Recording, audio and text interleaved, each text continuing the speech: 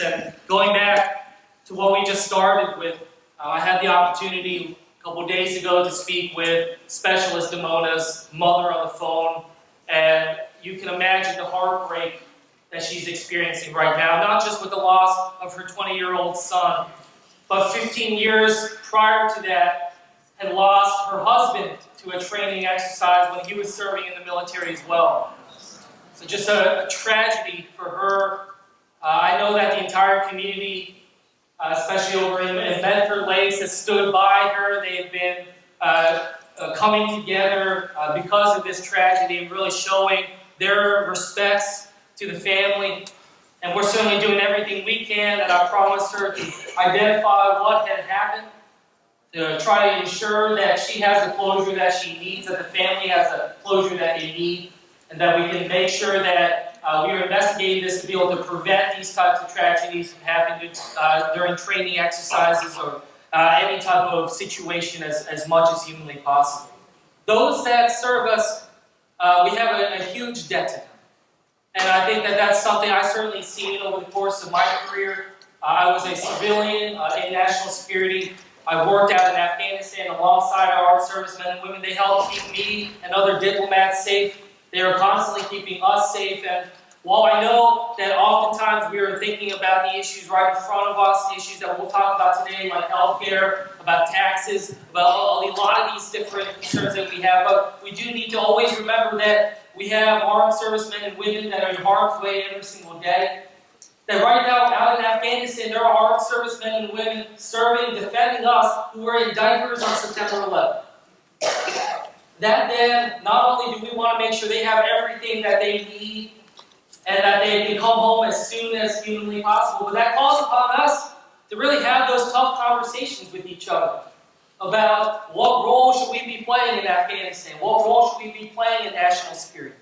So I just want to make sure that while we're talking about the issues that are critically important for us here in this community, we're thinking about that, but then we're also making and keeping our promise to our veterans that we will not send them, that they will not join the military, that they will not be sent out into harm's way, unless we can promise and keep that promise that we will deliver for them for the rest of their life.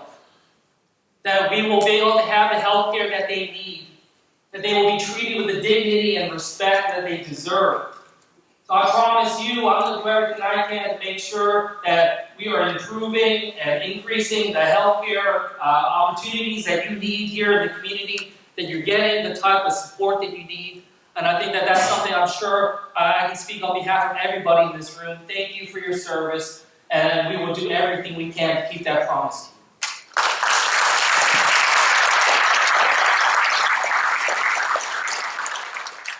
I know we're on a little bit more of a shorter timeline than usual, so I'm going to keep my remarks brief so that we can maximize time so we can jump into the questions. But a couple of things I just wanted to do. I am so grateful that we have these town halls, and as I promised, we're trying to do at least one a month. And as we've done them, they've just been incredibly helpful for me to hear what's on your mind. What are the issues that are keeping you up at night? What are the things that you want to see me do? It's also an opportunity for me to tell you what it is that I've been working on, what issues are coming up down the pipe, let you know sort of what I'm thinking and be able to take into consideration your thoughts so that it'll better inform me to make sure that I'm working for you. I always start by saying that whether you voted for me or not, you're my boss. And I'm going to deliver as hard as I can for each and every one of you. And that is my job as a representative. And as I said, I'm someone who's served in public service my whole career, and I take that pledge very seriously. So from my own side, my whole staff is here because a big part of what we do is responding to your needs, your concerns. That's our top priority. Just in the first 100 days, yesterday was 100 days that we were in office, we have received and responded to over 16,000 letters and emails and calls from constituents.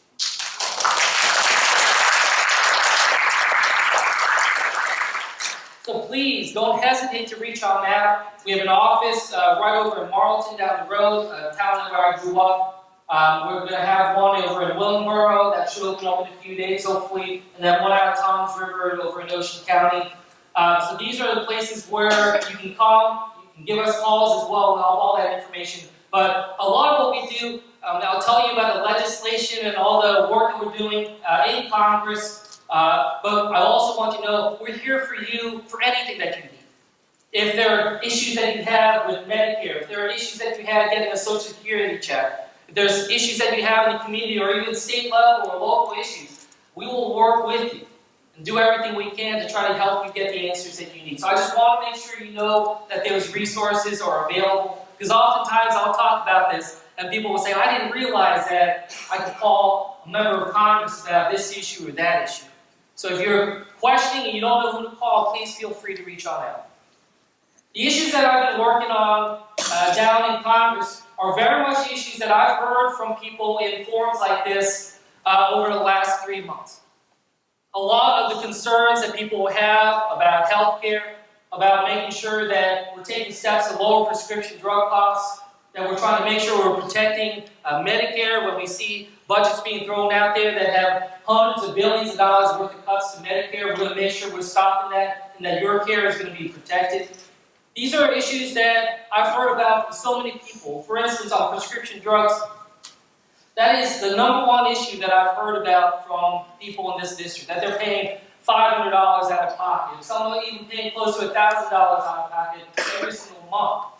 And when we live in a time when 40% of Americans can't handle a $400 emergency, for some people, that is the margin of whether or not they're able to save or whether or not they're running the bread every single month. And we understand the fragility in our own communities about that. So that's why I've taken steps and supported and leading legislation to allow Medicare to be able to negotiate drug prices. Something that the VA is able to do for our veterans, something that the DoD is able to do for our servicemen and women. I think it's fair for our seniors, those that are carrying the brunt of having to take multiple different prescription drugs every day. That you can make sure that you are getting a fair cost and we are lowering that as much as possible. Making sure that we're taking steps across the board to be able to help Americans that are struggling, not just our seniors, but making sure we can make it easier for us to be able to have generics come to market and other steps, have greater price transparency from pharmaceutical companies.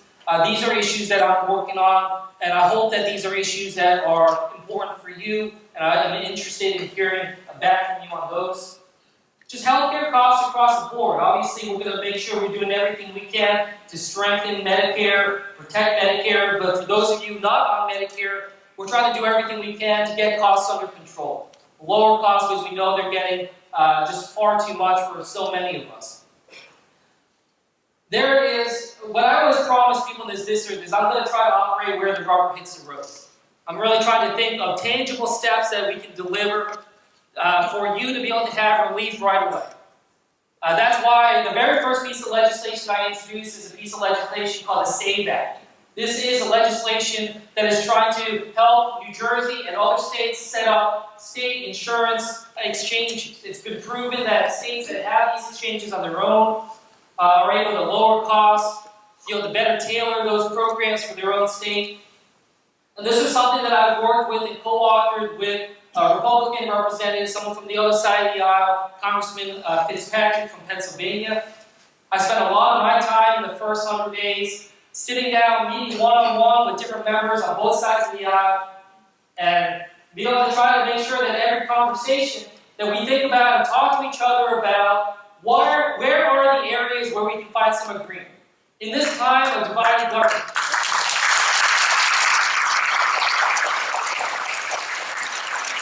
we know all too well and we hear all too much about the areas of disagreement, but we also need to know that that is unsustainable. That we need to be able to heal this country, try to have leaders that work together, be able to forge some type of agreement. And this was our effort right out of the gate, where I sat down with him and said, I'm sure that there are places where our parties can find agreement on health care, and we did. And we introduced the very first piece of bipartisan new health care legislation for the 116th Congress. And we're working on getting this into the Senate. It's already moved through committees in the House. So this is something that has a real chance of getting passed into law. And that's something that I think is so important. I'm not there just to pass a whole bunch of messaging bills that are just trying to explain to people, what might happen 10 years down the road or later. We're really trying to figure out concrete things that we can get done on healthcare, on getting the opioid crisis under control, which takes the lives of at least one person in Burlington County and Ocean County every single day. Issues that we see across the board when we're in the middle of tax season, or at the very end of tax season right now. A lot of people in this district talk to me how it changed fundamentally for them because of the inability to deduct the state and local tax deductions in full. That's something that we're working on in a bipartisan way because New Jersey's getting screwed.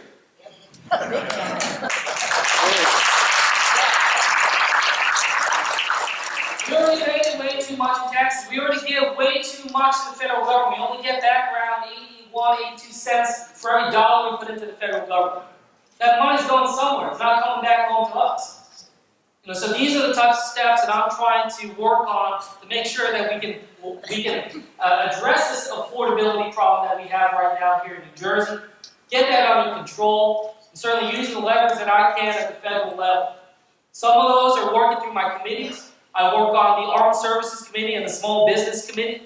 These are two committees that I selected because these were issues that I knew were fundamentally important to this district. Our largest employer in this district is a joint military base, McGuire-Dix, Lakehurst. Tens of thousands of jobs depending upon that base, both in Burlington County and Ocean County. It's a way for us to be able to support our national security and our armed servicemen and women as well. And then on the small business side, while we're looking out for the largest employer in the district, which is the base, we got to make sure we're looking out for everybody else. That's why we had the chance to be able to meet with the owners of Bragg's Tavern and many other of the great the small businesses here in Medford, across the county, across this district, thinking about what it is that they need. I was just over in Burlington Township and City earlier this morning, talking to officials over there as we were doing a cleanup day with the community, thinking what can we do to improve Route 130 corridor. Make sure we do that on an infrastructure side, making sure we're looking out for our roads, our bridges. There's just an article that came out, I think a week or two ago, that showed all the different bridges in our district that are being determined as structurally deficient. That doesn't make me feel good about driving over this. And again, that's an issue that I think Democrats and Republicans should be able to get together about and talk about. Infrastructure. How is that controversial? Looking out for our roads, our bridges. Up in Borntown Township, where I've been living, that's an area where, there's so much lead in the water that a lot of parents like myself, I've got a 3.5-year-old and a 1.5-year-old. I get concerned about having them drink tap water. These are just fundamental infrastructure issues that we need to be worried about. We need to have a government that's focused in on. So, these are the types of issues that I've been hearing about all the time in these town halls. It's why I love having these opportunities to come together and talk with all of you about this. We'll open it up for questions in just a second. But the other thing I just want to say, as this is the first time that I've gotten to meet a lot of you in person, is that I hope you take away from this town hall. If you want to take away one thing from this town hall, I hope you take away that I am very genuine and sincere about that commitment to be able to serve you. I really am. Like I said, I worked as a career public servant. I started as a locally government employee under the Bush administration. I worked under the Obama administration as well. I was never a political appointee, always a career public servant. And I think it's so important that we have people in government that are working there and not wearing their partisanship on their sleeves, and having these government employees, many of them who got screwed over with the government shutdown that happened at the beginning of my time in Congress. These people are the steady hand at the wheel. People that serve alongside our armed servicemen and women, civilians and military people. These are people that our elected officials in Congress should look to for an example. People that understand that at this time when we live in such divided times, that a lot of that happens down in D.C. When I come up here and talk to the folks in the community, there's a lot of areas where we know we can work together. When you cut the politics out of it, when you look at issues not as a Democrat idea or a Republican idea, there's a lot of commonality out there. As I said, my promise to you is I'm going to work where the rubber hits the road. We're going to stand up for our values and make sure that we're constantly having this conversation, because democracy is a dialogue. It doesn't just exist down in D.C. It exists right here in Medford-East. It exists all throughout Burlington County and Ocean County. And I truly believe, and have to believe, that we could be doing better than what we have right now down in D.C.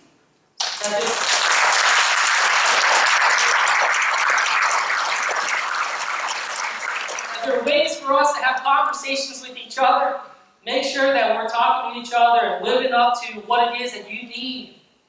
Be able to have leaders that treat each other with respect or focus on the substance. People that are injecting civility back into our politics.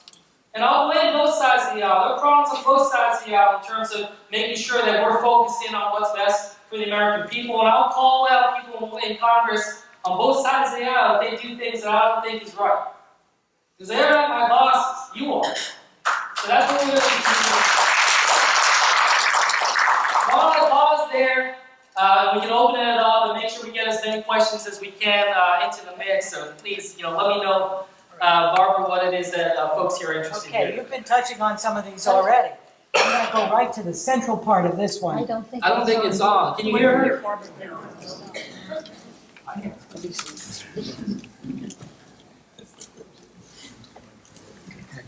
You've touched on health care and drug costs. This one goes right to the fact that even inside the Democratic caucus, there are different versions of a drug bill. The question is, which will you vote on and why?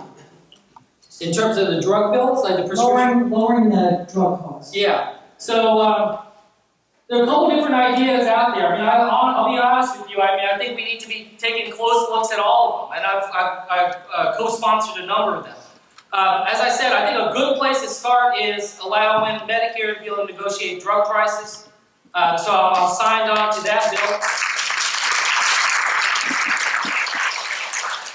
Some of the other ideas that are out there, which I'm certainly very interested in, as I said, I think there needs to be greater price transparency from pharmaceutical companies about why these are raising the cost. I mean, when you see drugs like insulin and EpiPens going up hundreds of percentages, when we know that the underlying technology and the formula has not changed for decades. What's changing here other than they're feeling that they can get away with being able to raise these costs?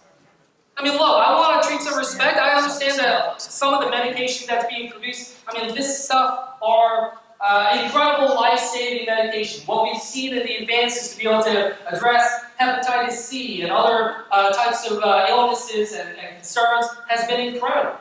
So we don't want to reduce the innovation. And I hear from pharmaceutical companies constantly that they're saying, well, if you're going to lower prescription drug costs, that's going to hurt our efforts to do research and development. Yeah. Well, here's what I say. I want to certainly make sure that we're staying strong in innovation, but what I also know is that pharmaceutical companies are spending more money on marketing and sales than they are on R&D.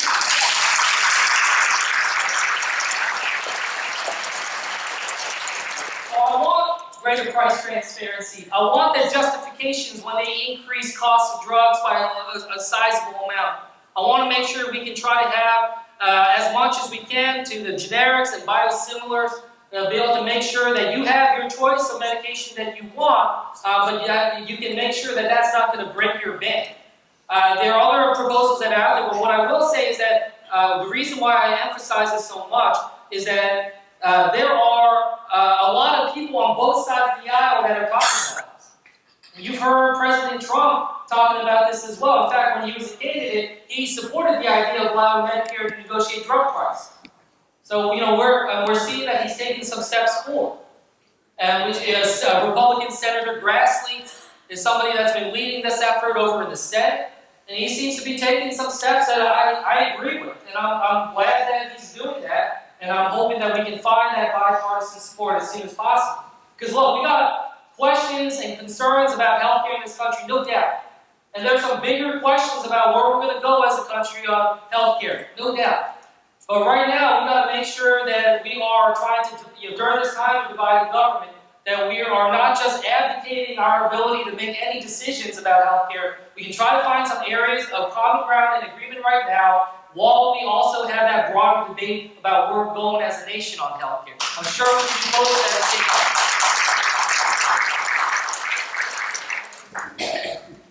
Mr. Kim, you did not bring up much about education, and this question is on education.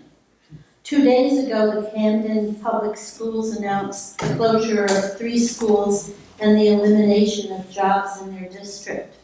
And once again, our children are vulnerable. What can we do to be sure to find pre-K ed for everybody, a classroom with dynamic teachers for everybody, and certainly for the people who live in our disadvantaged communities? No, thank you for that question. And education is such a heart of everything that we have in our communities here in New Jersey.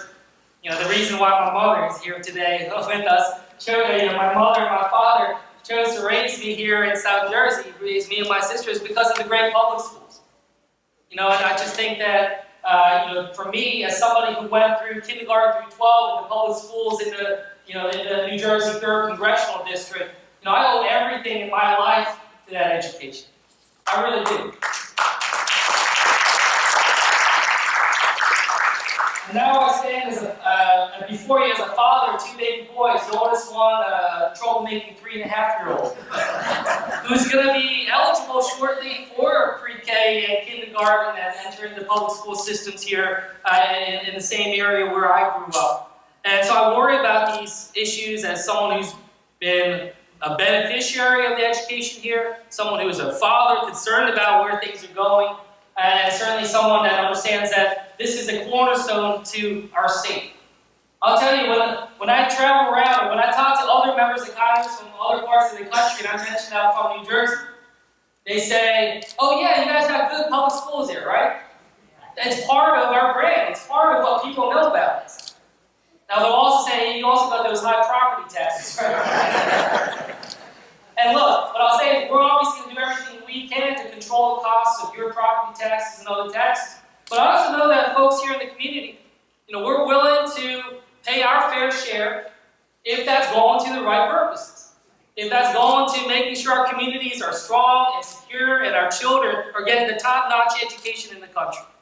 And that is a commitment that I want to make sure that we're following through on.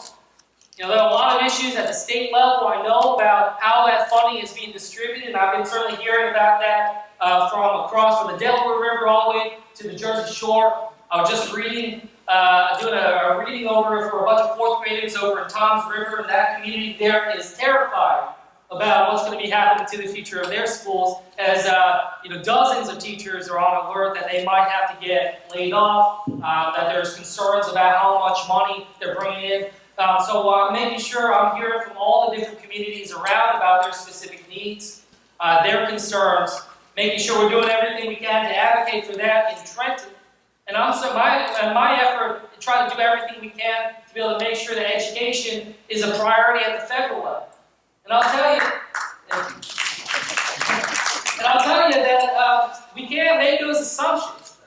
And we have a Department of Education right now and a secretary at the lead of that department that has fundamentally different ideas about the value of public school than I do. I think some of you have shared that same. And again, these are issues that we just can't be thinking about partisanship. You shouldn't be thinking about these as Democrat ideas or Republican ideas when they're about our children and about their future. Not just about pre-K to 12, but also, just as the student debt that people are taking on in higher education. The fact that the first thing that people advised me to do as soon as my first child was born was start a 529 so I could start saving for their college. Because that's how much it costs. You got to start decades earlier to do that. So there are a lot of problems in our education. I take them very seriously. I want to hear about the specifics here in this community and elsewhere, and we can come up with a strategy and plan on how to be able to do that. But I'll certainly do everything I can on the federal level to make sure that we have as much resources and funding coming back to New Jersey as humanly possible.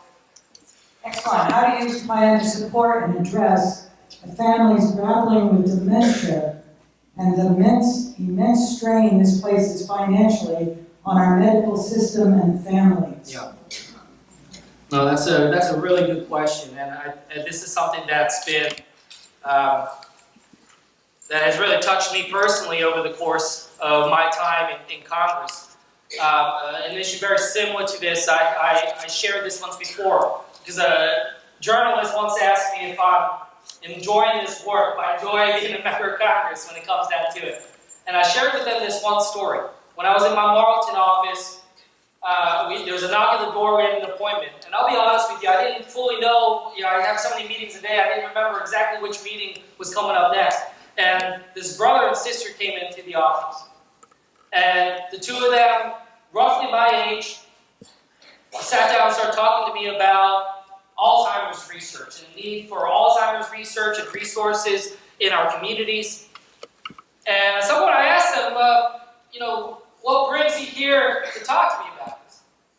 And what they told me is that a couple of years earlier, when they were in their mid-20s, that both their mother and father were diagnosed with Alzheimer's within 4 months of each other.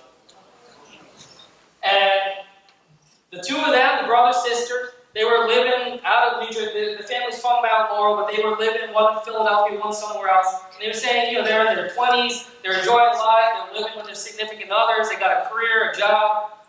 And they just they just didn't want to admit to themselves that this was a crisis and they needed to come back home and help with the family.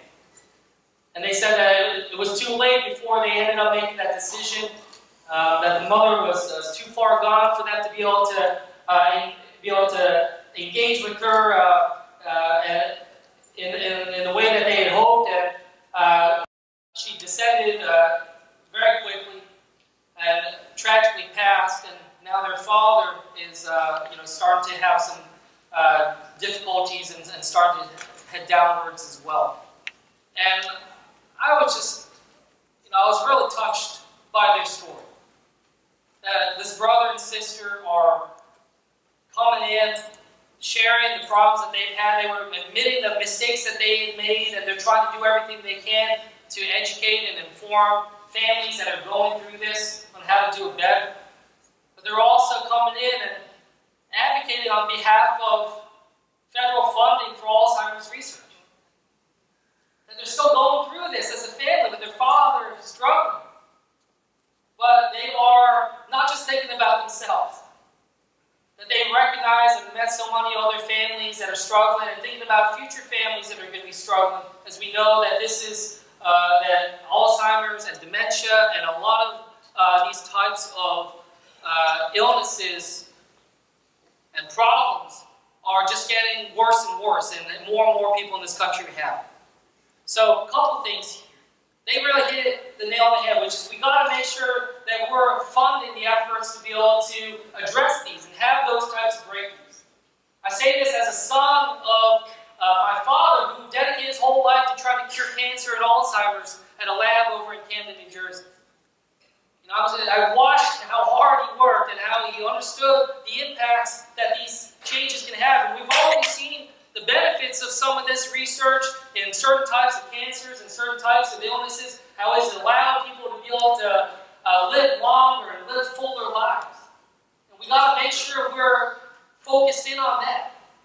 But we also got to make sure that we're taking care of people, again, where that rubber hits the road, making sure that the families understand the kind of care that they need to give. I just went yesterday around Burlington County with a home nurse. And I went around with her and to her visits to some of the patients, understanding the concerns that many people have that are not able or not physically able or mentally able to leave their homes to be able to go to regular doctor's appointments. And the critical importance of having this option, especially under Medicare, to be able to allow home nurses and home visitation. So these are the types of steps that are, again, under attack right now, and folks that in Washington don't understand the value that they bring. But these are the types of steps that I hope we can make sure we're preserving, and I'm interested in hearing from all of you as well. what are the types of treatments, what are the types of assistance and needs that have been helpful for you, or things that you wish you were able to have. That gives me a fuller idea of what is needed. And I'll tell you that with this job that I have right now, with the breadth of the issues that I have to work with, I come into this job with a deep sense of humility. I'm not going to stand before you right now, 100 days in, and say I know all the answers on how best to be able to handle dementia or how to handle Alzheimer's in this country. I want to stand before you honestly and not try to promise you something I can't deliver. But what I can deliver and tell you is that I'm working as hard as I can, talking with experts, talking with medical professionals, trying to get a sense of what are the types of treatments that we need to keep, what are the types of things that we need to improve or expand or bring into the fold. And I'm also trying to hear from a lot of folks here in this room and across this district about their specific needs to make sure we always remember that all this is personal. It's not about politics. It's about personal and make sure you have what you need. So those are the promises that I'll make you today.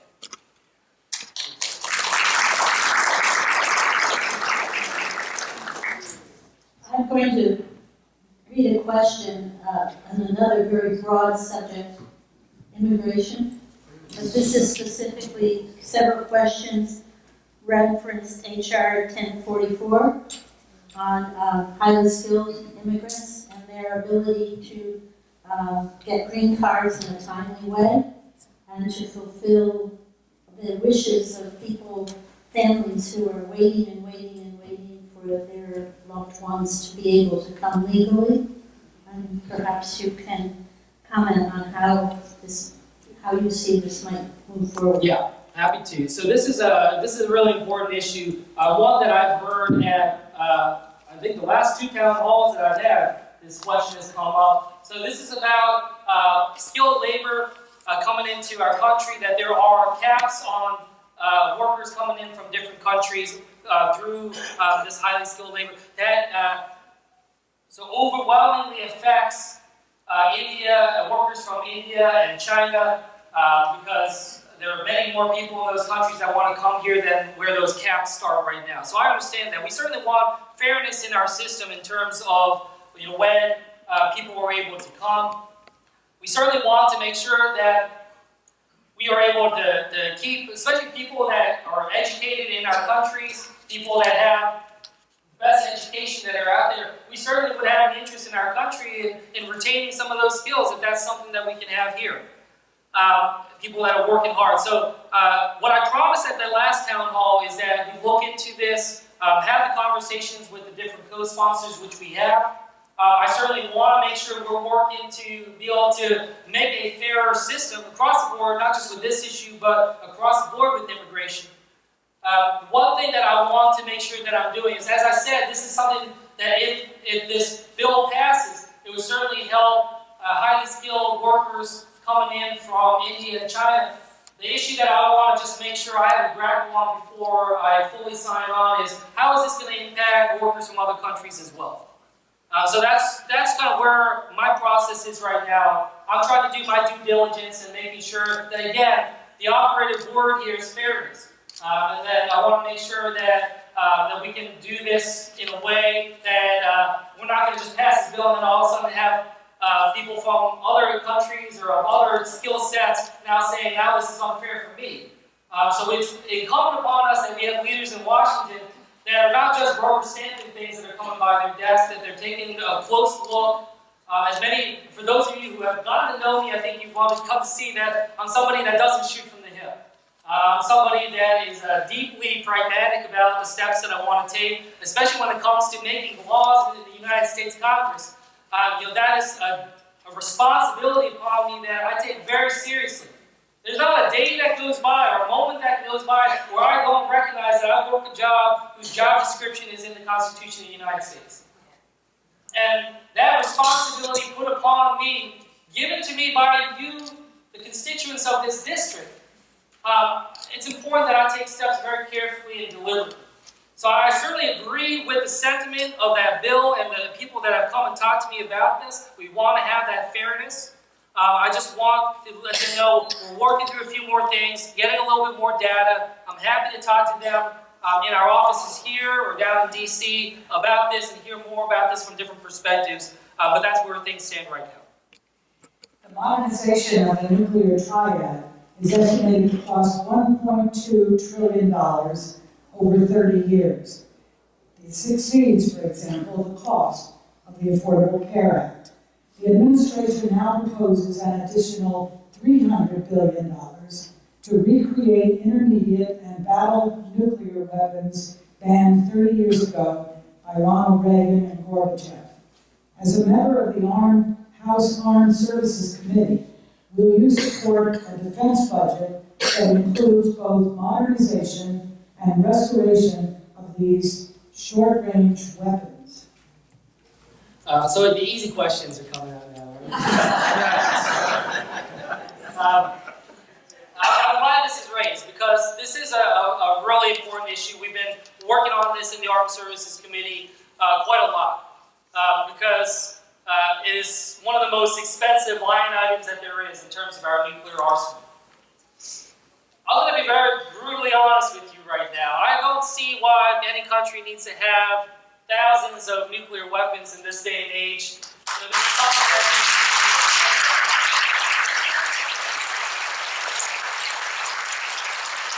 I understand the importance of national security and deterrence. I've been studying my whole career. I've been working on this over the course of my whole career. And I certainly want to make sure that we can protect our nation and our interests from other nuclear powers, from other threats that might be out there. That's for sure.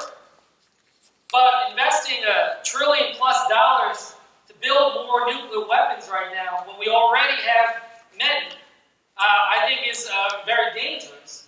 And not necessarily something that I think is fiscally responsible right now, given all the other challenges that we're facing. What I do want to make sure we're doing is that we should be investing in steps to be able to better secure the systems that we have right now.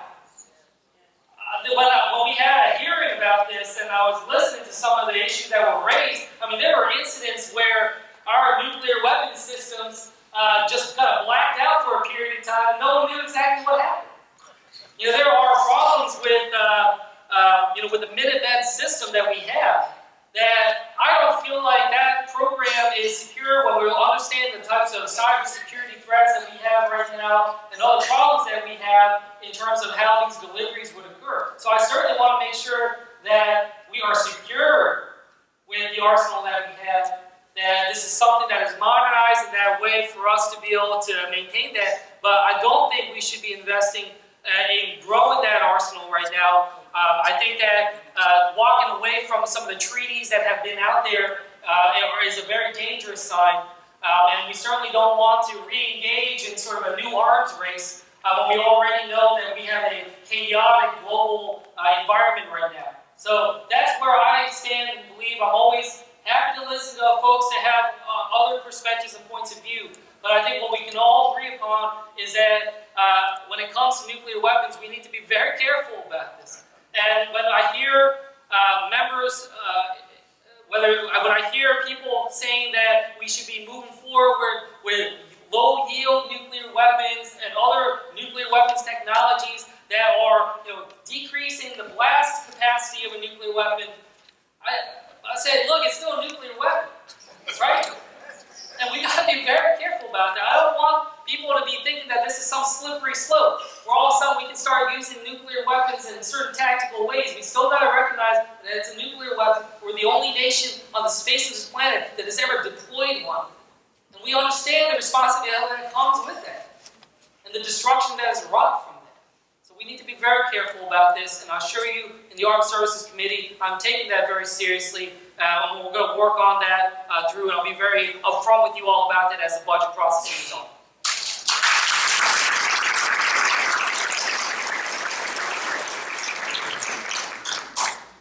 I think we would be remiss if we didn't talk a little bit about climate and environment. There were a number of questions about this, including HR 763 and your comments today on your post about Oyster Creek. So maybe you could elaborate on where you stand on some of these issues, especially in relationship to certain areas here. HR 763. That's what it says, but it's carbon dividends. Okay. Climate is one of the great challenges that we face right now.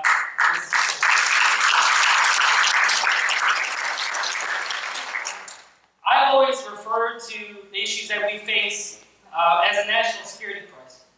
You know, I think that as someone who's worked on counterterrorism my whole career, I can tell you that when it comes to existential problems that will affect our country, you know, climate is, in many ways, it can have an even bigger impact in terms of just a sheer number of people that impact in some of the issues I work with. I choose that phrase very carefully. I chose national security crisis very carefully because, again, I don't think this should be a partisan issue.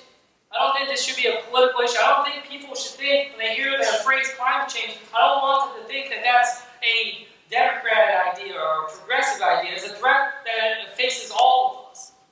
And I am certainly fully cognizant of this as a father of two baby boys who are going to grow up, and when I read these reports out there that are saying that just in a matter of years, we're going to start to see some really dangerous changes to our climate that are going to have a serious impact upon us just within the next 10 years or so, you know, that's something we need to take very seriously. And this district has seen this up front and close with Superstorm Sandy, and the kind of challenges that we have faced from those types of storms and the climate problems and that we're experiencing out in Toms River and Britain. They have Back Bay flooding basically every single week now. The problems that we see across the board. So we need to take it seriously. We need to move and recognize the urgency of the matter as well and be able to take steps to be able to scale that and address those issues. Now, what's upon us in DC, what it is upon us that we are tasked with is try to come up with the substance. Try to make sure we can think about what are the tools that we need to address this. And the way that I've been approaching it, and my team can attest to this, we've been having a lot of people coming in, experts and scientists, talk to us about this because this is a problem that we identified and know is correct because of science. And in the same way that we know about the problem because of scientists informing us about it, we need to make sure we're using that same approach to be able to help develop the solution. So that's what we're working on right now, whether it is about increasing renewable technologies, not just in the production side, but some of the bottlenecks that we're experiencing right now is in terms of energy transmission and the lack of a smart grid, as well as issues with battery storage and other problems that we're facing that make it hard to really harness the true power of wind and solar power and other things that I think we should be advancing. These are steps that we need to make sure that we're moving forward on. When mentioned about Oyster Creek, this was a nuclear power plant that was decommissioned over in Ocean County. I just met with members of the community there because, of course, they're concerned about the decommissioning of that nuclear power plant, about the health concerns and environmental concerns that come with that. I completely understand that and recognize the importance of that. So I've always, of course, promised them that we'd be looking out for those types of issues. If there are any issues in terms of toxic waste or other types of environmental degradation issues, we're doing a lot to make sure that the Delaware River can stay clean because that's the source of drinking water for 15 million people. A lot of people working with me on the Rancocas waterways, doing a lot on Barnegat Bay, making sure that we're keeping that up. So there are a lot of issues that we need to think about on the local level, and as well as the federal level, making sure that we're taking steps to be able to incentivize and move towards that. I think we're hopefully going to be able to do some of that with the infrastructure bill going forward.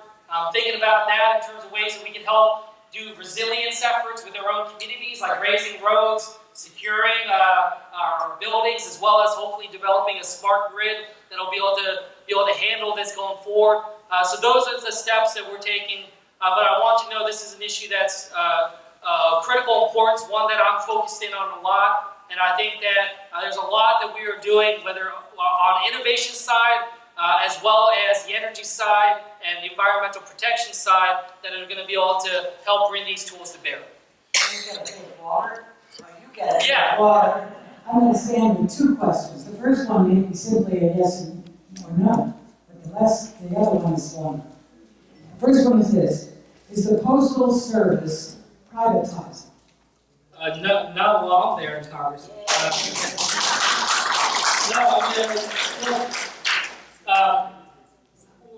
I have tremendous respect for our Postal Service. It is the largest employer of veterans in our entire country. It is an organization that's mandated to deliver to every single person in this country. And there's certain things that I want us to recognize, and I say this as someone who worked in national security. There are certain things in our country that only the government can truly do. And we just need to recognize that. I'm not saying government should do everything, but there's certain things that only the government can guarantee.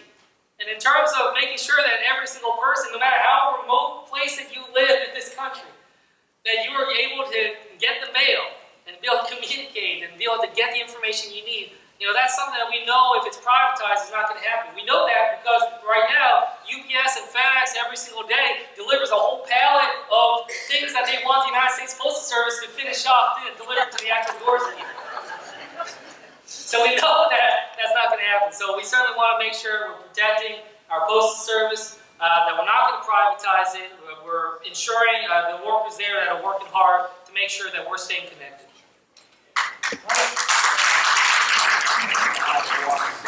What are your opinions of closing the southern border, and what do you think the impact might be on South Jersey? Yeah, well, look, when we're talking about issues of national security, look, I understand that. Like I said, I dedicate my career to that. I, of course, want to make sure that we're keeping our country safe. But just blanket shutting down the southern border, in my opinion, isn't going to get us there. I think that, we got to look at what the problems are. We're looking at concerns about people coming into this country. We understand that a lot of the issues that we're facing are people that are flying in and overstaying their visas, not necessarily people that are coming across the southern border. So we need to be smart in terms of how we're addressing the issues that we're concerned about. What we do know is that shutting down the southern border completely would be an economic disaster, especially for a lot of those border states. I was actually just talking to a bunch of people who own the different car dealerships in this country, in this area, and they're talking about how, for them, they started freaking out when they heard this because they're trying to figure out, do we need to front load deliveries that are coming up through Mexico, parts or automobiles, just the sheer economic impact that would have. And those are dealers here in South Jersey. So we understand that a lot of that impact would be felt by us. Would be and something that isn't just relegated to the border states. So we need to be very careful about it. I'm not saying, I'm saying there are ways that we can be focused on national security, protecting our country, and having a robust debate about what it is to do on immigration without taking these steps like shutting down the government or closing down our border, which basically then ends up hurting American people at the expense of leaders in Washington unable to actually make up their minds about things, right?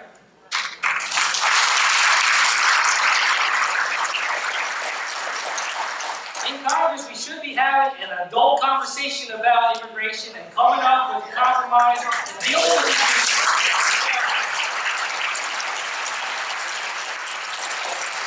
Inability to come to an agreement should not be borne on the backs of American workers, American families,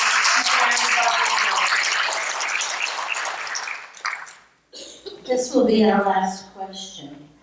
And a couple people went to something a little more personal, being very upset about the behavior of our president and the way he talks and his comments.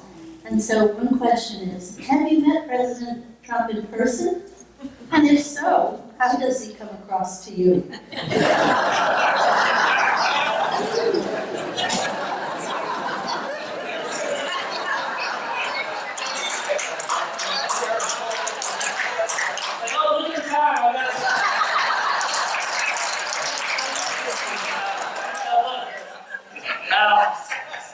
I'll be honest, I haven't, I saw him, I was at the State of the Union. I was in the room for the State of the Union. But I haven't had a chance sit down with him and talk to him and kind of engage him in that way. So here's what I'll say, is that somebody Sorry to as- put you on the No, it's a fair question. I mean, look, as someone who's worked as a career public servant, as I said, I've worked under both Republican administrations and the Democratic administrations.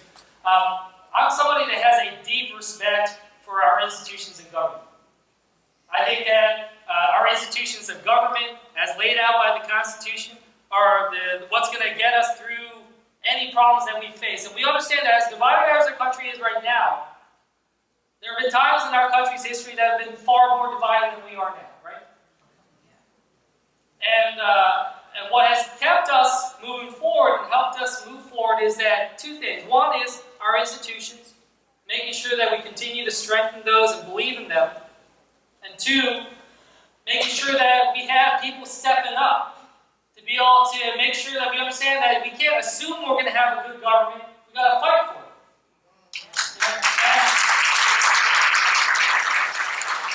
There's recognition that we're not going to have a good government unless we have good people working in government. And that we're not going to have a good government and good people working in government unless we have people in the electorate that are informed, that are paying attention, showing up to these town halls. So I thank you for participating, and I thank you for showing that awareness and that interest, and showing me that you care about these issues that we're talking about. So if I were to meet the president or engage with him, what I would want to assure him is, look, I understand the difficulties of your job. I've worked in the White House. I've worked and spent time in the Oval Office. I understand the challenges that come across the president. And for me, how I define the success of a president and whether that person is looking out for our country's interests is that person someone who respects these institutions, respects our Constitution, respects that process across the board. So for me, as I said, I'm humbled by the fact that I work a job whose job description is in the Constitution of the United States. And I hope the president respects that and understands that and has the humility of that going forward. And if not, our job in Congress is to make sure that we're going to be a check and balance in the way that our forefathers.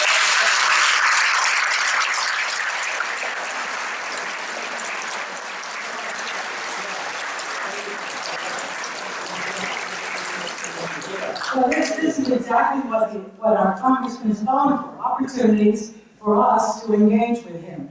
We did promise that this meeting ends about 12 o'clock, and we know he has a commitment in Cinnaminson, but he did say he'll stay for a while.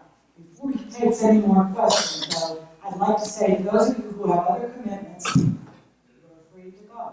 And I want to get up and move on out of the room, that's understandable, so.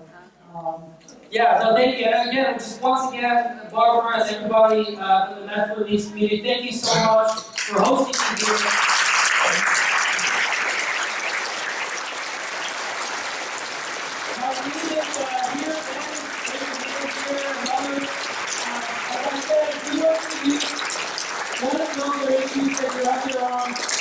This will be the hopefully first of many opportunities for us to engage together. So if we didn't have a chance to be able to talk today, talk to my team, and if you invite me back around, I'll be excited to be able to talk to you all going forward. Thank you.